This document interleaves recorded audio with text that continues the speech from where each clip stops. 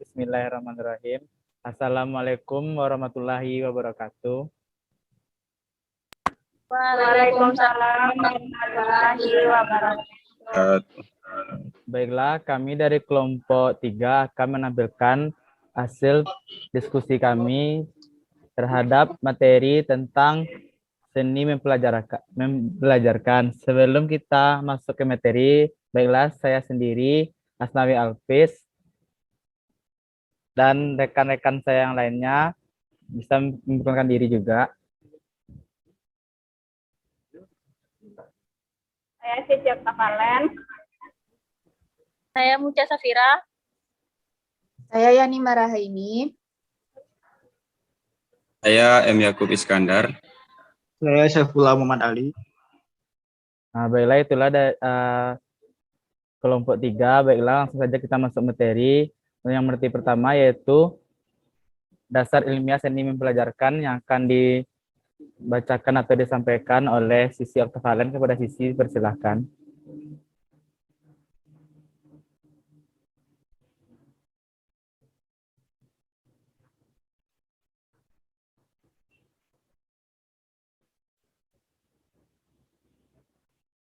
Seni membelajarkan. Mengajar memiliki unsur seni yang harus dipahami agar penyampaian materi ajar dapat dipahami dengan jelas pembelajarannya. Tanpa unsur seni, maka mengajar oleh seorang pengajar tidak dibutuhkan, karena akan lebih efektif apabila orang tersebut belajar sendiri dari belajar dengan media guru tersebut. Tanpa seni mengajar, guru tidaklah berguna dari buku.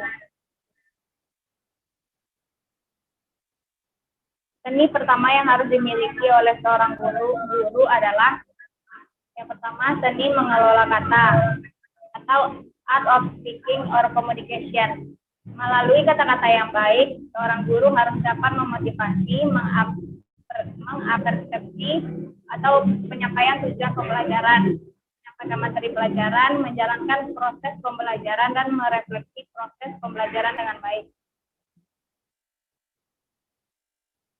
Yang kedua, seni mengelola lingkungan kelas atau classroom management.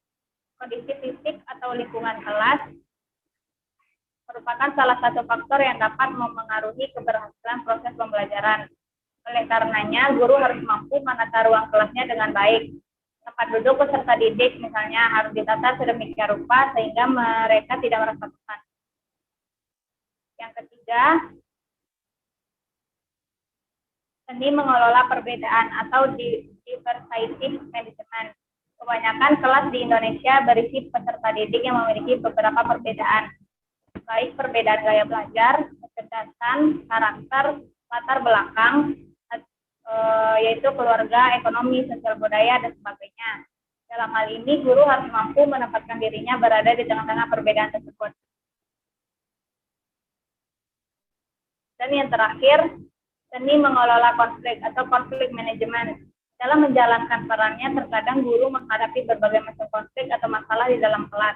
Beberapa masalah yang sering dihadapi di dalam kelas adalah masalah perhatian atau fokus peserta didik dalam mengikuti pembelajaran, peserta didik yang bercanda ketika belajar, peserta didik yang bertekan terutama di kelas cerita, dan sebagainya. Baiklah, sekian materi dari saya kembalikan ke moderator. Baiklah, terima kasih kepada saudari Sisi yang telah menyampaikan materi tentang dasar ilmiah seni membelajarkan. Selanjutnya, materi selanjutnya akan disampaikan oleh Mutia Safira tentang perspektif historis mengajar. Kepada Mutia, dipersilahkan. Baiklah, saya akan menjelaskan yaitu materi yang kedua tentang perspektif historis mengajar. Yang pertama ada ekspektasi peran di masa silam. Konsepsi tentang mengajar selalu berubah sesuai pandangan dan nilai dalam masyarakat. Seperti apa sosok yang disebut guru juga selalu berubah dalam masyarakat. Untuk memahaminya akan lebih baik kalau lebih dahulu kita ketahui dulu peran guru di masa silam. Pada awalnya, orang yang diberi tanggung jawab untuk mengajar adalah orang yang bisa baca tulis dan tidak ada standar ketentuan kemunculan sekolah pada abad 11 sebelum belum memberi syarat tertentu bagi seorang untuk menjadi guru, kecuali syarat kepribadiannya saja. Materi yang diajarkan di sekolah juga hanya membaca, menulis, dan aritmatika. Yang kedua yaitu ekspektasi peran di abad ke-20. Dengan adanya revolusi industri, banyak orang tua yang semulanya bekerja di rumah, kemudian harus bekerja di industri. Bekerja di luar rumah membuat orang menyerahkan pengasuhan anak-anak mereka ke sekolah. Karena itu, peran sekolah menjadi lebih dari sekadar mengajari baca, tulis, dan berhitung. Di banyak negara, sekolah menyediakan banyak layanan seperti perawatan kesehatan, transportasi, penitipan anak, serta jam kerja dan penyediaan sarapan dan makan siang. Sekolah juga memberikan layanan konseling dan kesehatan mental untuk memastikan kesejahteraan psikolog maupun emosional anak-anak. Maksud penyekolahan yang semakin luas memberi dampak pada ekspektasi masyarakat pada peran guru. Kemudian muncullah standar-standar bagi guru. Sekolah-sekolah khusus didirikan untuk melatih guru di bidang pengetahuan yang akan diajarkan. Dan untuk memastikan bahwa guru memiliki pengetahuan pedagogi. Mungkin sekian materi dari saya kembalikan kepada moderator.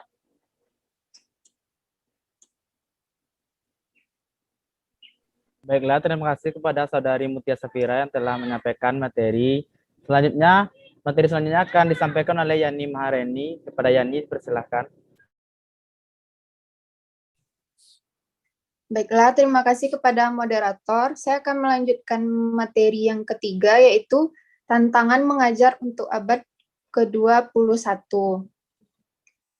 Seperti apakah harapan masyarakat pada guru saat ini?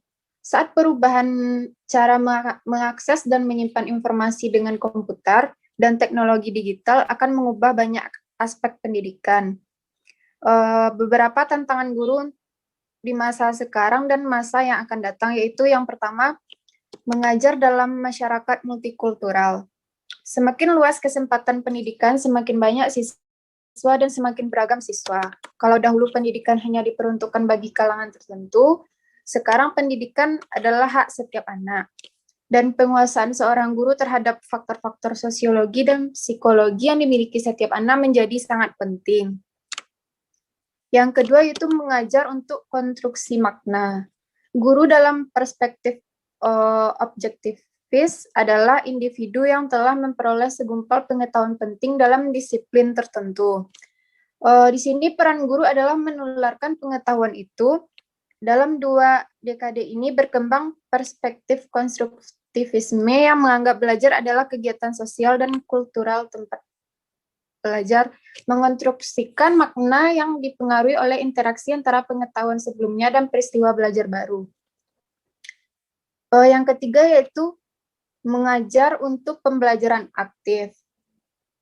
Dahulu, pembelajaran dianggap sebagai kegiatan pasif. Dalam perspektif konstruktivis, siswa terlibat aktif di dalam pengalaman yang relevan dan memiliki kesempatan untuk berdialog sehingga makna dapat berkembang dan dikonstruksikan. Jadi, guru menekankan kolaborasi, anak saling bekerja sama untuk mengetahui dan memahami pelajaran. Yaitu metode pembelajaran yang berfokus pada guru harus dikurangi. Selanjutnya itu mengajar dengan pandangan baru tentang kemampuan. Teori dan praktek tradisional mengatakan bahwa setiap individu memiliki kemampuan mental yang spesifik. Para ahli menciptakan berbagai tes untuk mengukur intelijensi dan kemampuan manusia. Tes IQ dan tes bakat untuk mengukur kemampuan manusia, tetapi para psikolog menentang ide yang mengatakan bahwa intelijensi bersifat umum. Guru seharusnya tidak mendasarkan harapan terhadap siswa berdasarkan pada nilai ujian IQ-nya. Selanjutnya itu mengajar dan pilihan. Karena makin banyak yang berpendapat bahwa kurikulum tidak harus sama untuk semua siswa, saat ini ada berbagai alternatif sekolah. Tidak terbatas pada sekolah negeri saja, tetapi juga sekolah yang mengejar profit. Selanjutnya, mengajar dan akuntabilitas. Guru semakin dituntut untuk mendemonstrasikan pengetahuan tentang pedagogi dan mata pelajaran yang akan diajarkannya. dan ini menentukan untuk dianggap pantas atau tidaknya mendapatkan sertifikat. Dan yang terakhir yaitu mengajar dan teknologi. Perkembangan teknologi informasi mungkin akan berdampak pada kelas-kelas masa depan. Jadi seorang guru dituntut untuk mengikuti perkembangan teknologi itu dan menyadari efek samping negatif setiap inovasi di masa yang akan datang. Sekian materi dari saya kembalikan kepada moderator. Baiklah, terima kasih kepada Yani Maharani yang telah menyampaikan materi tentang perspektif historis pengajar. Selanjutnya yaitu materi tentang perspektif tentang pembelajaran efektif abad ke-21 yang akan disampaikan oleh saya sendiri. Baiklah. Keterampilan abad ke-21 merupakan keterampilan penting yang harus dikuasai oleh setiap orang agar berhasil dalam menghadapi tantangan, permasalahan, kehidupan, dan karir di abad ke-21. Beberapa organisasi telah mengorganisasikan keterampilan, pengetahuan, sikap, nilai, dan etik abad ke-21 ke dalam 4 kategori.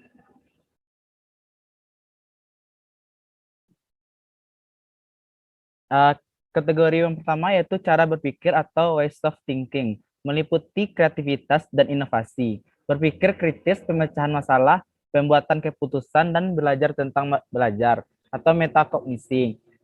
Kedua yaitu cara bekerja atau ways of working, meliputi keterampilan berkomunikasi, berkolaborasi, dan kerja tim. Yang ketiga yaitu alat-alat untuk bekerja atau tools of working, meliputi pengetahuan umum dan literasi, teknologi, komunikasi, dan informasi. Yang keempat yaitu hidup di dunia atau living in the world, meliputi kewarganegaraan, hidup, dan karir, tanggung jawab personal dan sosial, serta kompetensi dan kesadaran budaya. Pembelajaran yang efektif pada abad ke-21. Efektivitas pembelajaran merupakan permasalahan yang kompleks dan multidimensional. Penyelenggaraan program produktif sebagai bagian dari proses pendidikan dan latihan harus dipandang sebagai suatu kekuatan yang komprehensif dan utuh. Oleh karena itu, selain melakukan evaluasi intensif terhadap pelaksanaan pembelajaran produktif, perlu diterapkan konsep total quality control dalam pelaksanaan pembelajaran. Pengembangan kualitas merupakan tujuan yang ingin dicapai dari program produktif. Pemeliharaan kuantitas menyangkut jumlah input, output, dan pemberdayaan secara seimbang. Menurut Asibuan, menyebutkan beberapa mentalitas dasar Teikishi yang harus dijadikan parameter dalam mengukur tingkat efektivitas pelatihan, antara lain sebagai berikut. Adanya kerjasama dan partisipasi total. Tujuannya adalah berorientasi pada tanggung jawab kelompok, bersedia membuat lebih atau berpartisipasi dalam bidang yang berhubungan, menciptakan kesadaran kelompok, dan saling menghargai satu sama lain. Yang kedua, berorientasi pada mutu. Maksudnya adalah disesuaikan dengan permintaan dan standarnya adalah tidak ada cacat atau kesalahan, atau zero mistake, serta ukurannya adalah biaya yang tidak terlalu banyak dikeluarkan. Yang ketiga, hubungan atasan dan bawahan secara harmonis. Maksudnya adalah terjalinnya hubungan yang baik antara pihak manajemen atau pimpinan sekolah dan pimpinan program keahlian dengan para guru, saling memotivasi dan memberikan dukungan dalam setiap penyelenggaraan kegiatan pembelajaran. Baiklah, itulah materi yang bisa saya sampaikan. Materi selanjutnya akan disampaikan oleh saudara Saifullah M. Ali. Kepada Saifullah, disilahkan. Baik, terima kasih pada moderator. Materi selanjutnya akan saya jelaskan, yaitu menurut Jam'an Satori 2003, dia membagi dua, yaitu apresiasi guru terhadap pengembangan kurikulum dan implikasinya, serta kreativitas guru dalam aplikasi teknologi pembelajaran.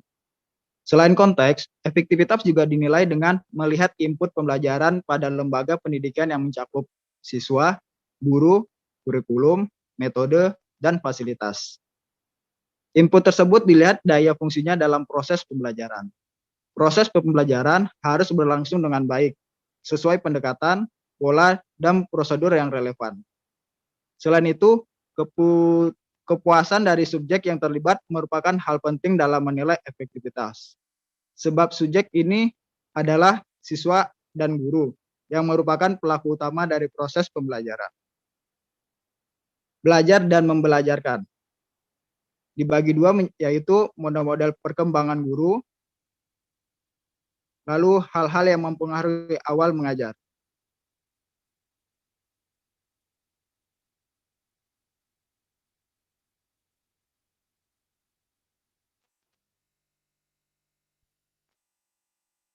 Nah, belajar adalah aktivitas mental atau psikis yang terjadi karena adanya interaksi aktif antara individu dengan lingkungannya, yang menghasilkan perubahan-perubahan yang bersifat relatif tetap dalam aspek-aspek kognitif, psikomotor, dan efektif.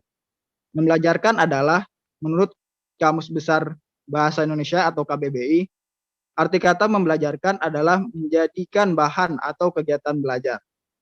Membelajarkan berasal dari kata dasar ajar. Membelajarkan berasal dari kata dasar ajar. Memiliki arti dalam kelas, verba, atau kata kerja, sehingga membelajarkan dapat menyatakan suatu tindakan, keberadaan, pengalaman, atau pengertian dinamis lainnya. Model-model perkembangan guru.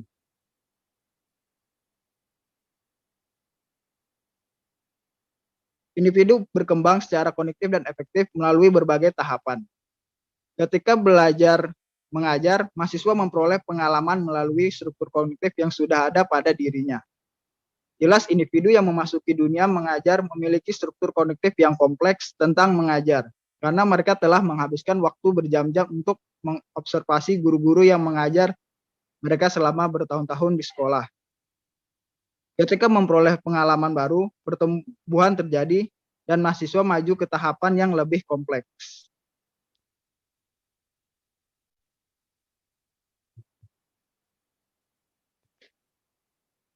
Sekian materi dari saya kembalikan ke moderator. Terima kasih. Baiklah, terima kasih kepada Saudara Saifullah M. Ali yang telah menyampaikan materinya. Materi selanjutnya akan disampaikan oleh M. Yakub Iskandar. Kepada Yakub dipersilahkan. Ya, baik, terima kasih kepada moderator. Di sini saya M. Yakub Iskandar akan menjelaskan materi mengenai tahapan belajar menurut Fuller.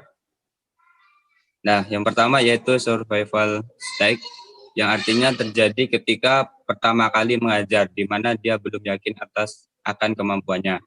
Yaitu yang kedua, teaching situation stage, yang mana guru mulai merasa mampu dan melewati tahap bertahan, berbagai aspek pengontrolan dan interaksi dengan siswa menjadi rutinitas. Guru mulai mengalihkan perhatiannya kepada situasi mengajar itu sendiri. Lalu yang ketiga, yaitu tahapan student research and mastery stage. Individu matang sebagai guru dan menemukan cara untuk mengatasi segala kekhawatiran survival maupun situasionalnya.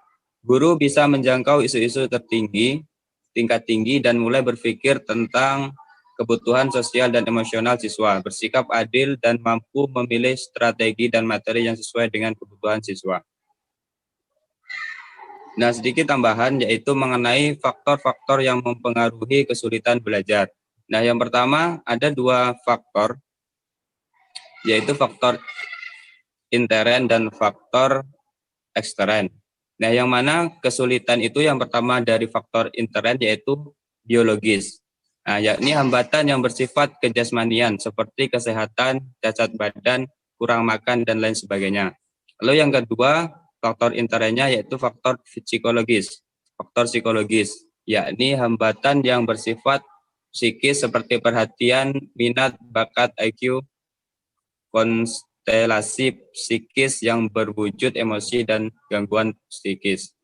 Lalu yang kedua yaitu faktor ekstern atau faktor dari luar anak. Yang pertama yaitu faktor lingkungan keluarga yang meliputi orang tua, suasana rumah, keadaan sosial ekonomi keluarga. Yang kedua, faktor lingkungan meliputi interaksi guru dan murid, media pendidikan, kurikulum, dan keadaan gedung. Lalu yang ketiga, faktor lingkungan masyarakat meliputi media massa, taman, teman bergaul, dan kegiatan-kegiatan di luar lingkungan masyarakat tersebut. Nah, lalu yang selanjutnya, fungsi motivasi dalam belajar. Nah, dalam belajar itu dibutuhkan suatu motivasi, karena akan mempengaruhi juga hasil belajar yang senantiasa menentukan intensitas usaha belajar bagi siswa. Nah, fungsi motivasi itu ada 3. Yang pertama, mendorong manusia untuk berbuat, jadi sebagai penggerak atau motor yang melepaskan energi. Yang kedua, menentukan arah perbuatan. Dan yang ketiga, menyeleksi perbuatan. Dan untuk selanjutnya yaitu hal-hal yang mempengaruhi awal belajar. Beberapa aspek belajar mengajar dipengaruhi oleh pengalaman yang dimiliki guru dengan figur orang dewasa yang penting baginya, khususnya guru-guru selama mereka tumbuh dan menjalani masa sekolahnya. Orang tua dan guru sering mempengaruhi keputusan seseorang untuk memasuki dunia mengajar, akan tetapi ingatan tentang guru favorit tidak boleh menjadi modal terbaik untuk mengembangkan gaya mengajar seseorang, karena guru tersebut barangkali tidak seefektifnya kelihatannya. Nah, mungkin itu saja materi yang dapat saya jelaskan. Saya kembalikan ke moderator.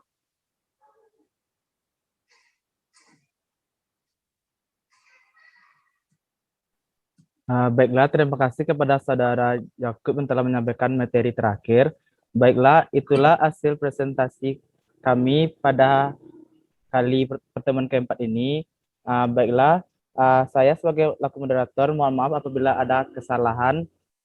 Saya sudahi dengan Assalamualaikum warahmatullahi wabarakatuh.